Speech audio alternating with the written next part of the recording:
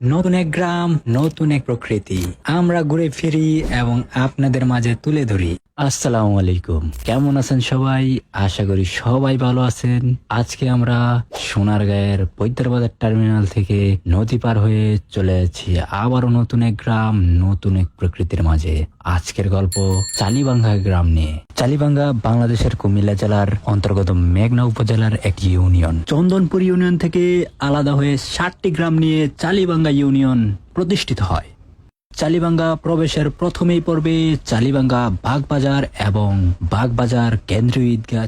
মেঘনা উপজেলার সর্বপশ্চিমে চালিবাঙ্গা ইউনিয়নের অবস্থান। এই ইউনিয়নের পূর্বে মেঘনা নদী বড়কান্দা ইউনিয়ন ও চন্দনপুর ইউনিয়ন, উত্তর পূর্বে মেঘনা নদী ও নারায়ণগঞ্জ জেলার 2500 উপজেলার কালাপাহাড়িয়া ইউনিয়ন, উত্তরে মেঘনা নদী ও নারায়ণগঞ্জ জেলার 2500 উপজেলার খাতকান্দা ইউনিয়ন ও সোনারগাঁও উপজেলার 12টি ইউনিয়ন, পশ্চিমে মেঘনা নদী ও নারায়ণগঞ্জ জেলার সোনারগাঁও উপজেলার বৈদ্যবাজার ইউনিয়ন ও পিরোজপুর ইউনিয়ন এবং দক্ষিণে মেঘনা নদী ও মুন্সিগঞ্জ জেলার খোজারিয়া উপজেলার বালুয়াকান্দি ইউনিয়ন অবস্থিত। চালিবাঙ্গা ইউনিয়ন মেঘনা উপজেলার আওতাধীন 2 নং ইউনিয়ন পরিষদ। এই ইউনিয়নের প্রশাসনিক কার্যক্রম মেঘনা থানার আওতাধীন। এটি জাতীয় সংসদের 249 নং নির্বাচনী এলাকা কুমিল্লা 1-এর অংশ।